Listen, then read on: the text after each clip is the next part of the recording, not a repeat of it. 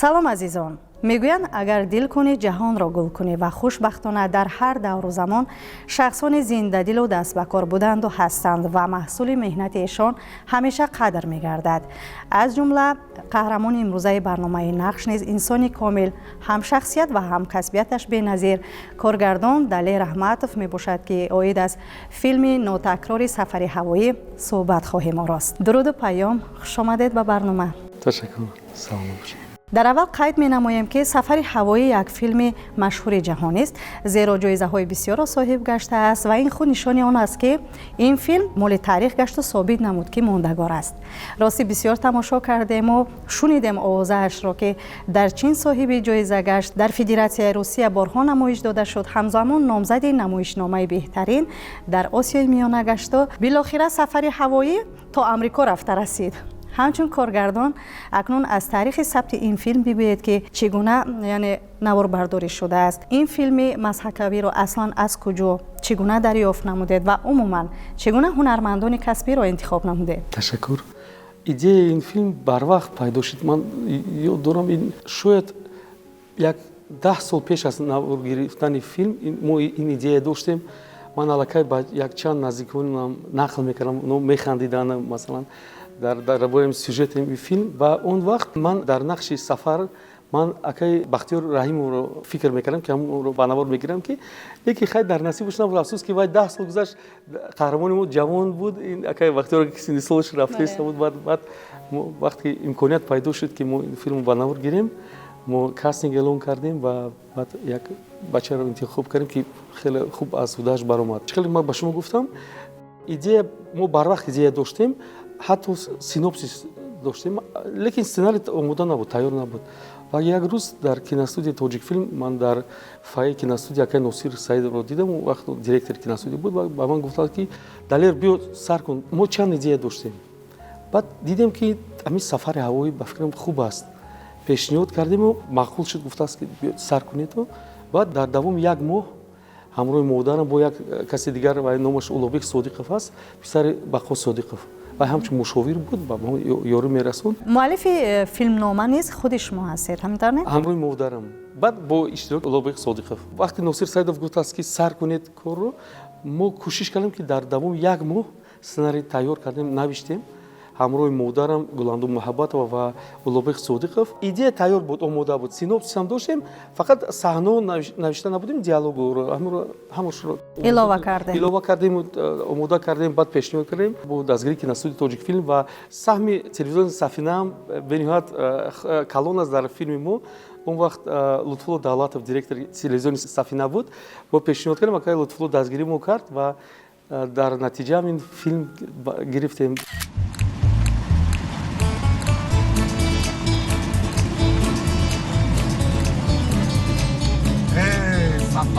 Сафар ҳамин ашна мерасид.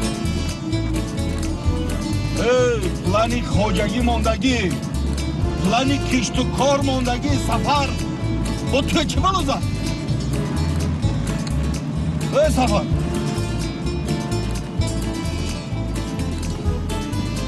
Monsieur, dites-moi ce qui se passe. Je ne comprends rien. Je me souviens vraiment plus de rien.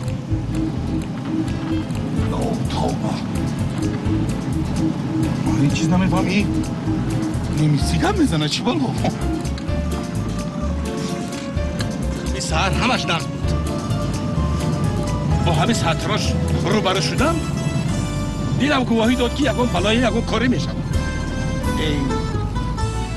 мо кастинг эълон кардем ва бисёр як дар ёдам ҳеҷ вақт аз ёдам намебарояд. ман Лутфулло Давлатовро интихоб кардам, гуфтам ки акай Лутфулло бисёр инсони хуб аст, ҳунарпешаи хуб аст, ҳунарманди ҳирфаӣ ҳастанд. ҳунарманди ҳирфаӣ, бале.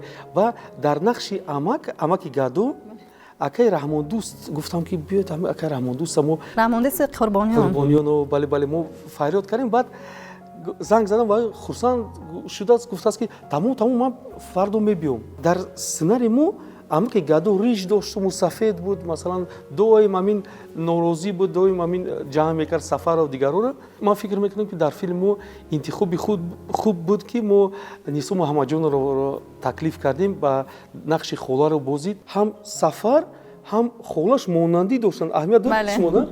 Агар аз берун бубинед хиёл мекунед ино хештабор набуданд, ина бубинед чӣ хеле ба мо бахандид ки ҳам холаш ба ҷиянаш монанд буд, ҳам вай ба холаш. дар табиат ҳаст масалан одамое ки ба ҳамдигар бисёр монанданд ва ина масалан дар филмнома инъикос кардан хеле мушкил аст. бо вуҷуди он Гуландом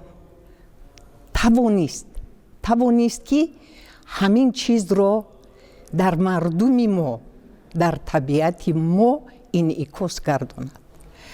ва интихоби Далил Раҳматов ин аст ки бурди кораш ҳунармандои тамоман ношинос буданд. нав ҳунармандое ки масалан дар дигар филмҳои пешина ҳеҷ вақт дар филм иштирок накарданд. масалан Сафар вай тамоман тоҷикия шояд мефаҳмид, лекин суҳбат карда наметавонист, чунки матни вая баъд аз ба охир расидани корамо як нафари дигар, овози дигар кас буд. бо вуҷуди ин ҳам ки бошад аз уҳдаи кор баромад. ва аз тарафи Далил масалан ман ҳеҷ вақт надидам, нашунидам ки вай садо баланд карда бошад ба ягон кас ё ин ки дағалӣ карда бошад. вақти кори мо чунон ҳамин қадар ба ҳамдигар вобаста будем ки ман то ҳатто сарфам нарафтам ки кай ба охир расид. ягон азият накашидем. дар табиате будем ки ин қадар табиат худаш зебо буд. дар гурӯҳи мо ҳам инсонҳои хуб буданд, ҳам мутахассисам буданд ва ҳунармандони беҳтарин буданд. ва ман пас аз ҳамин навор гирифтани филм ман ҳис кардам ки ҳамашон дӯст доштам. ёд мекардам онро, барое ки ино сидқан кор мекардам. мо ҳар як яъне ҳунарпеша самимӣ нақши худро иҷро мекард. баъд медонед ин синамо як, ман доимо мегӯям ки албатта нақши коргардон бениҳоят калон аст дар синамо, лекин ин кори коллективӣ аст. эҷод ки ҳамроҳи ҳама ту мисол эҷод мекунӣ ин чизро. баъд медонед ман дӯст медорам ки ба ҳунармандон озодӣ диҳам. чӣ пешниҳод доштам, албатта ҳама пешниҳодро қабул намекунам, не ки аммо агар вай ҳис мекунад ки ягон чизо метавонад ин филм боз бойтар кунад, хубтар кунад, ман қабул мекунам. тариқи филми Мазҳакавӣ низ анъанаву расми оини тоҷиконаи мо бисёр хуб нишон дода шудааст, яъне муаррифӣ шудааст. Маҳз сафари ҳавоӣ дар кулвори худ тамоми оини тоҷиконаи моро ғунҷонида, қариб ба тамоми дунё сафар карду ба қавле моро шиносон. қабл аз сабт ҳамин натиҷа дар нияти шумо буд ё не ва ба фикратон маҳз кадом омил сабаб гардид ки сафари ҳавоии гулчини филми тоҷикӣ гардад? жанри комедия, жанри масака, ин жанр бисёр имкониятҳоро ба ту медиҳад ки чанд паём метавонӣ ба воситаи ин филм ба тамошобин расонӣ. масалан баъзе одамо тамошо мекунанд ҳамчун масака мисол механдану, лекин дар филми мо чанд мавзӯъ аст, чанд паёмҳо аст ки масалан ина бибинед бисёр шахсҳо умед доранд ки берун аз Тоҷикистон равам ҳаминҷа ягон ҷои дур равам зиндагӣ кунам. сафар кардан хуб аст, аммо ватан ширин аст. бовар мекунед ки пас аз ҳамин ки вай тамошо мекунед, сафар мекунед, баъд қадр ба қадри ватанат мерасӣ, мефаҳмӣ ки ҷои ватанро ҳеҷ киси иваз кардан наметавонад. ва қаҳрамони мо ҳам ёдоред вай аввали филм мегӯяд ки ман ҷои ман инҷа нест, ман мехоҳам равам инҷа. баъд дар охир мефаҳмам ки ай ватан ин қадар хуб аст. албатта барои мин фаҳмидан вай бояд ҳамин хел сафар мекард ки бояд чанд душвориҳо рӯбарӯ мешуд. ҳамин яке аз паёмҳо ҳамин буд. ситора бин духтари раисам гуфта назарш мана намегира.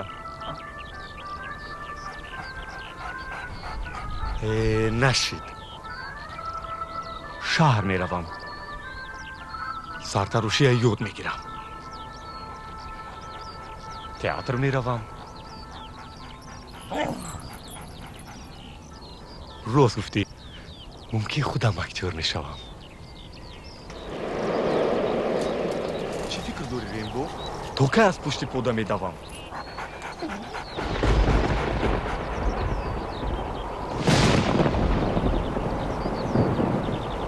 ایها روی سفید درست میگفت است. چشم بدی سرتراش هوارم گرفت.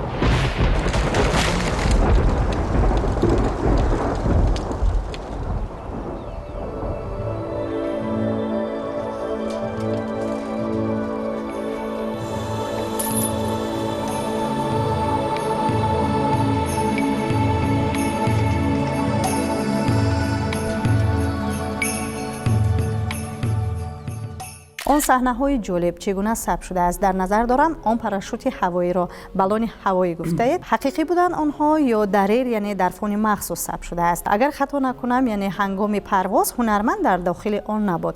اما خود پاراشوت چی؟ حقیقتا این قهرمان ما در بالون میشوشت پرواز میکرد و ما با نوار میگرفتیم. لیکن یک چیزی عجیب بود که این خود همین پروسس فیلمنامه‌ای هم یک کمدی بود. تیار میشدیم کامرا میموندیم که بالون پرواز میکرد تماما دیگر جا میرود و هوای منقرض نمیشود. او بالون است که تو نفرمید نمی باور چند کیلومتر میرود میشیند با جام میکردن و میآوردن. یک باور یک چیز عجیب بود. گفتم اولیست وای بند داشته است. همین سر میدادیم و میرفت بندور میقبلیم بوم میکشیدم میآوردیم بالون بلکه ما امکانیت زیاد ایستادن در اونجا نداشتیم. بعد همین خیلی عجیب نوار خوب شده بود.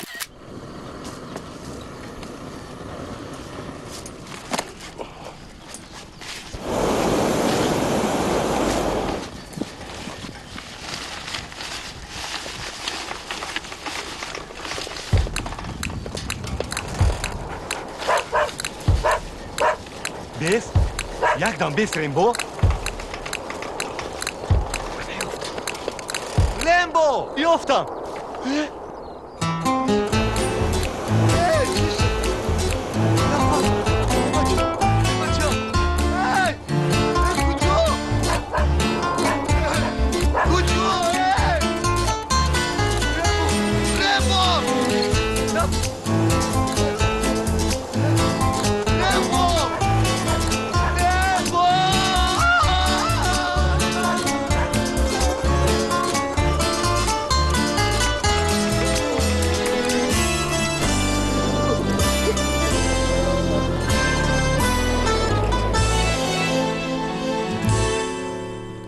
اصلا لحظه های پس پرده فیلم خیلی زیاد هستن و اسرار نهانی دارن. همینطور نه؟ باور کنید این فیلم برداری یک چیز مرکب است. در اینجا چیزای خنده‌آور هم شده میتوانند و هم چیزای دراما میتوانند شدن و من به شما نقل کردم این چیز خودی از پشت کامera خود کمدی بود. هم تراژدی هم کمدی. درست است که تا روی کار آمدن یک فیلمنامه گروه ایجادی زحمت زیاد را پس سر میکنند. پس بگویید که این چندمین کاری کارگردانی شما است که همچون دستاویز تر و تازه یعنی یک فیلم در ژانر مسخره را برای بیننده پیشکش نمودید؟ من ژانر مسخره رو بسیار دوست می‌دارم. این نخستین فیلم بود که در ژانر مسخره من با نوار گرفتم همراه مادرم همراه بچه‌ها که بعد دوست داشتم. من میدونستم که با من این معقول است و خودی پروسسی همین فیلم مسخره هم چقدر من به شما میگم از پسی پرده و از خودی پروسسی نوارگیری خیلی با من پسند اومد. من دوست داشتم و در آینده البته میخوام با چند فیلم رو در ژانر مسخره البته بله دوستان ژانر مسخره خیلی زیاد هستند زیرا تماشای فیلم های مسخره روحیه ما رو بریده میسازد. نهاد ما را پر از شادی و طرب میبخشد. در برابر هنرپیشه‌های حرفه‌ای در این فیلم ما چهره‌های نو را میبینیم، خصوصا قهرمان اساسی و دختر رئیس که در نقش ستاره است. یعنی اینها را نیز شما طریق کاستینگ قبول کردید، انتخاب نمودید و اگر اشتباه نکنم ستاره در فیلم آینه بیجلو نیز نقش آفریده است. درست؟ بله بله بله. انتخاب قهرمان برای نقش اساسی دشوار بود راستی. من میدونید چی فکر میکردم که اگر هنرمندی فرانسوی من میتونم با او کار کنم که وای تاجیک رو ببوزد. لیکن من باوری نداشتم که من میتونم که با همشهری خودم کار کنم که و فرانسوی رو بازی کند که باورناک باشد. برای که من فرانسوی نیستم که من نازکی رو نمیدونم و نیفتیم. بعد اسد گل بفکته همکاری میکنیم دیگر کارو کرد. اینی که وای اکتور نبود، هنرمند نبود، وای در ساحه بیزنس کار میکرد، فعال میکرد بعد فکر کردیم که بیاید همین کس هم ببینیم که چی باشد. تکلیف کردیم، معقول شد. برای نقش دختر یک روز دو دختر اومده بودن برای کاستینگ. یک دختر اومد برای کاستینگ، ادگونش همچون برای دستگیری اومد که بعد دیدم این کس هم گوش کردن، گفتن شما میخواید؟ گفتن نمیدونم، خب بیاید.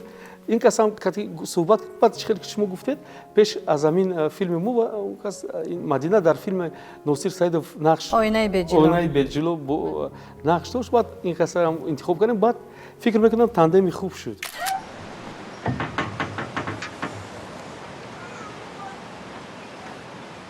سیتورا او سیتورا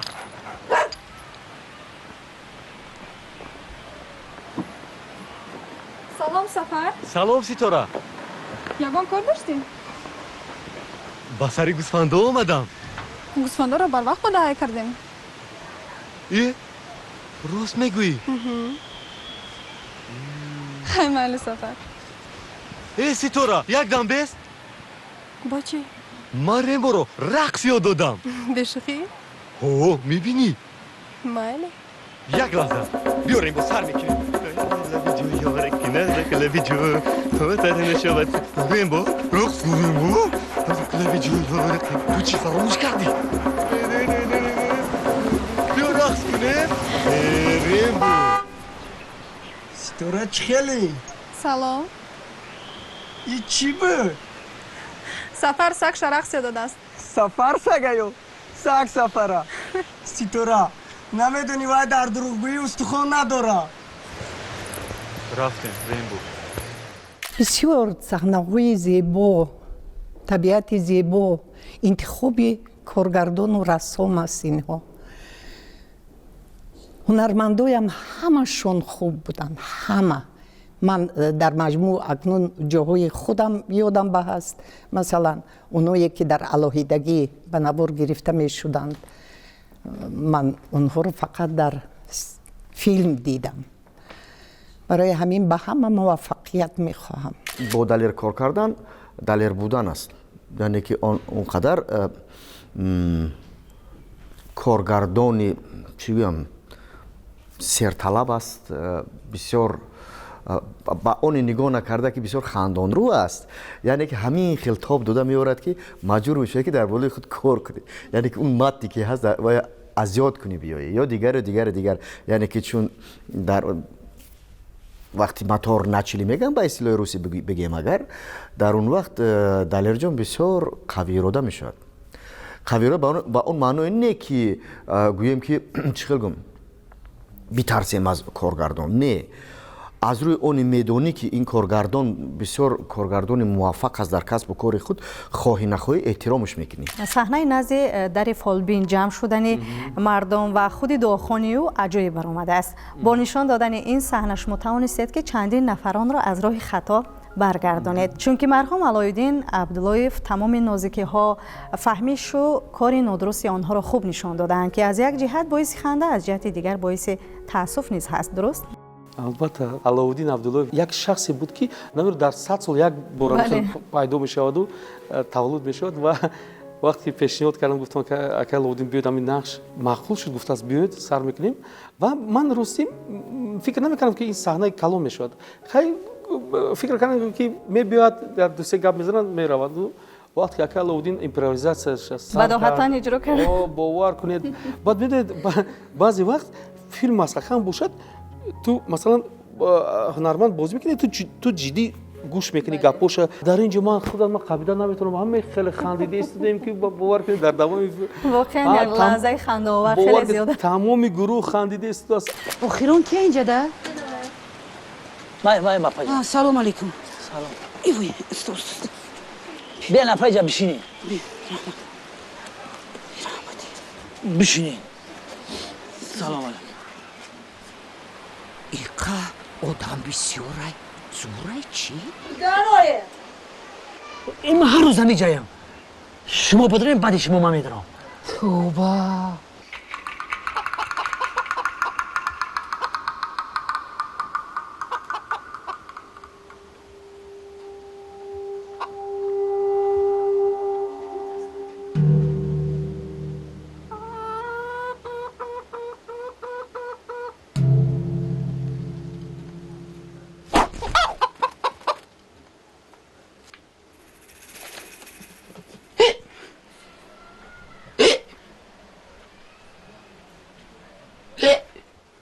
معده‌تان مریض است. شما باشد باد دارید. یک روز بیایم بادتان ما خدمه برارم. ما برای سفر آمدیم. سفر تندری چیروغک زد. بعدی همو یگان کس نمیشناختگی شد. انا زبانی مادریشم گم کرده. با زبانی خارجی گپ میزند.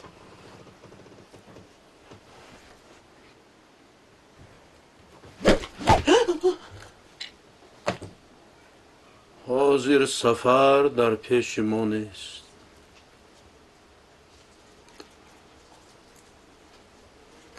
رفتارش هم رنگی سفر نیست. خوراخریش هم دیگر شده است. حتی دیگر خیلی خواب می رود. نفس کشیشم دیگرای. وقتی که همون صحنه خردکه که با علاویدین به نبار میگرفتیم باور میکنید من قریب رودبار شدم از خنده. وقتی که کامیرا کار میکرد من خودم به زور قپیدم که نخندم. چی متنی که مثلا باید تو طرف زلفیه میگوید که ورمید شما یا اینکه هیکک زدنی من اینقدر طبیعی بود همه چیز. مثلا متن‌هایی هست که به هنرمند کمک رسانده نمیتواند، لیکن هست در فیلمنامه متن‌هایی که به هر یک هنرمند باید نزدیک است.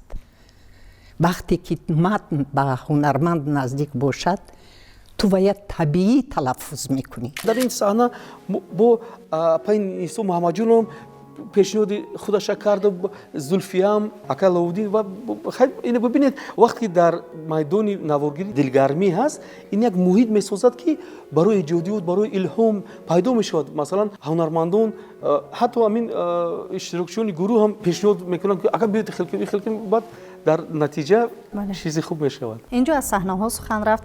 به حدود کشور رسیدن سفر تماشاگر را بسیار خوشنود میکند و وقتی دو قهرمان همدیگر را میبینند، یعنی سفر حقیقی و مهمان، وقتی آنها را باز با ماشین میبرند مادری بیچاره دوباره از خوش میرود. تمام همین صحنه ها نوشته شده بودند یا جایی بود که بداهتا ثبت شده است؟ نوشته شده بودند و لیکن یک چیزی پیدا شد در خود پروسس نوارگیری. اگر شما یاد داشته باشید وقتی که سفر هوایی هم با من جانم با خانه سفر میآیند و یک جای جمع میشوند، در اونجا باید سفیر فرانسه اشتراک میکرد و همه دیگر مهمانو یک فکر کردن، گفتم که بیایید همین اگر این هم مانندی داشته باشه بیایید همین سفیر هم مانند شود با یگان کس. بعد نصرالدین گفتم که اگر نصرالدین پس سفیر فرانسه هم بازی میکنید شما؟ محلش گفت است بسیار با استعداد است. پردازگر ایرانی داشتیم تینو، گفتم تینو باید یگان بکینبر یگان چی کردن در کار است، ابراز رو باید دیگر کنیم. بود است مواد ندارم. آخه گفتم خب بیاید یگان ما در تاجیکستان که فکر کنیم باید گرفتیم یک پری که کوگنا بریدیم و چسبوند. بعد در آخر و فکر کنیم خوب برآمد، بسیار خنده‌آور. حتی منم خندیده بودم که در وقتی تنظیم که اینا ببینید که نصرالدین هم تاجیک رو بازید هم فرانسوی رو بازید. خیلی جالب است.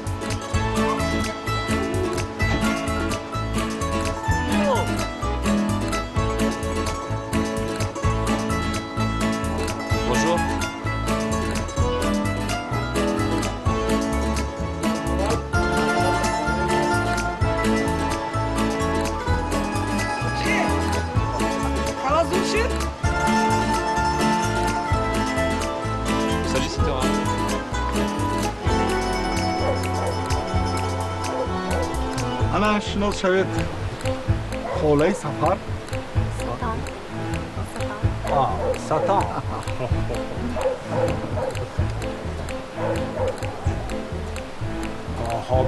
بونجور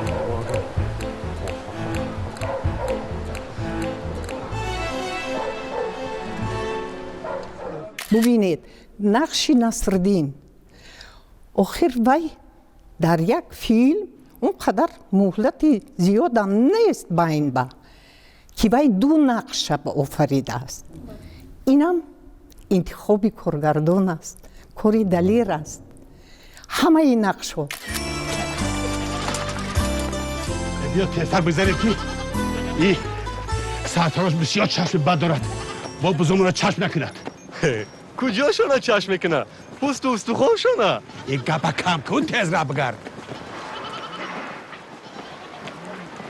سلام علیکم اکای گدار. سلام استاد. نیست امروز کارمان برار نمیگیره. فهمیدی؟ سلام علیکم استاد.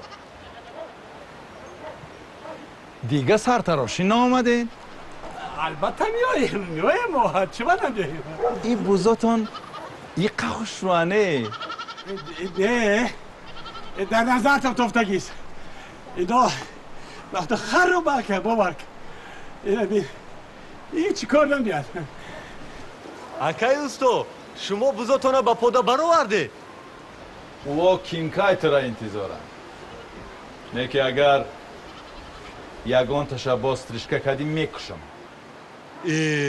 فقط یک بورک موهاشونو پس کردم در کجا خی سرتراشی رو یاد گیرم شما من رو یاد نمیدهید میبخشی جان این کار استعداد طلب میکنه رفته همه ما رو انتظار هستی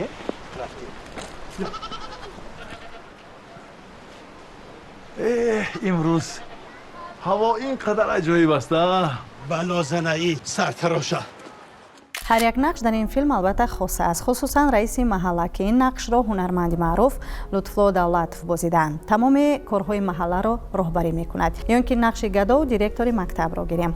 хулас дар нақши одамони ин деҳа мо ҳам камбудӣ ва ҳам соддагиву дилсофии мардумро низ дида метавонем ва муҳите ки ин филм ба навор гирифта шудааст фикр мекунам барои нишон додани ҳамин манзара мусоидат намудааст. ҳамин не? бале яке аз ҷое ки мо бисёр дар онҷо саҳно гирифтем ин зимчуруд аст.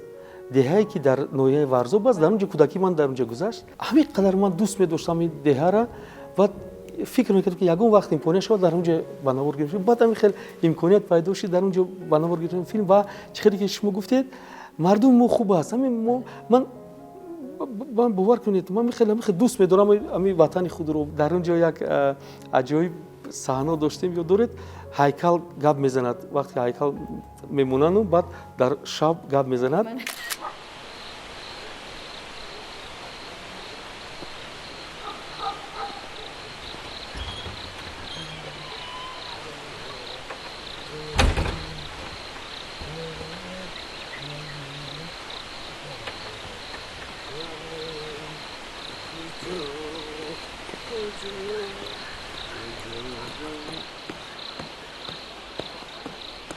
ایستاد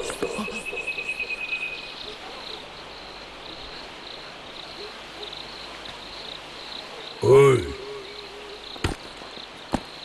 شرم نمیداری که از اشعار منک مصر هم نمیدانی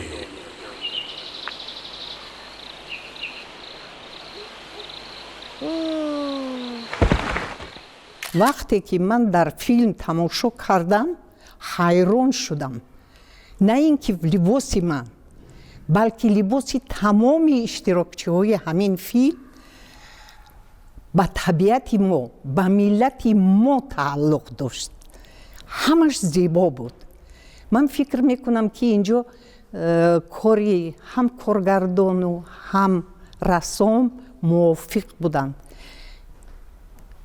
فیلم رو به نوار گرفتن این کاری هست که وقتی که وی فیلم نامه رو میخوند حل میکند تمامی عاقبت همین کارش رو وی باید بیند донад ки чӣ хел тамом мешавад. дар рафти филм дӯстии халқҳо пеш аз ҳама ба назар мерасад, ҳамдилию ҳамдигарфаҳмии миллатҳо хусусан. сафар дар чанд давлати дунё буд ва қариб ки ҳама ӯро хуб пазируфтанд. ҳадаф аз таҳияи филм ҳам ҳамин буд шояд. бале шумо дуруст гуфтед, сафари мо ба бисёр давлатҳо ҷо сафар мекунанд, лекин дар ҳама ҷо қариб ки бо одамои хуб рӯбарӯ мешавад, ки бо ин мо мехостем нишон диҳем ки одамони хуб бисёртар ҳастанд ва ҳамдигарро ва дӯстӣ кардан ин хеле осон аст. барое ки масалан бибинед, сафар бигзор, забони онҳоро намедонист, дигар чизҳоро намедонист, лекин дар ҳама ҷо медиданд ки одами хуб аст, дӯсташ доштанд.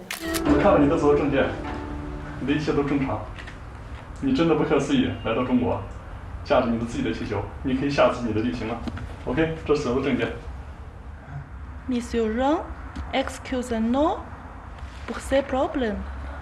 Nous espérons que vous avez récupéré votre voix. Nous avons rempli le ballon avec du gaz comme compensation. Bon voyage. муваффақият бароятон. сипос барои як суҳбати самимӣ. ҳар ҷое ки кори бузурге ҳаст, дили бузургест. маҳз назари соҳибзавқу эҷодкор қодир аст то коре кунад мондагору шоиста. моро низ зарур аст ки ба онҳо баҳои шоиста диҳему аз қатори одамони соҳибдил ҷой гирем. азизон, умедворем ки ба мисли филми сафари ҳавоӣ барномаи имрӯзаи нақш низ ба шумо писанд омад, зеро мо бо нафари ҳамсӯҳбат будем ки ҳамин филмро ҷон бахшиду сабт кард. инҷо барномаи нақш анҷом меёбад. саодати рӯзгор насибатон хайр азизон.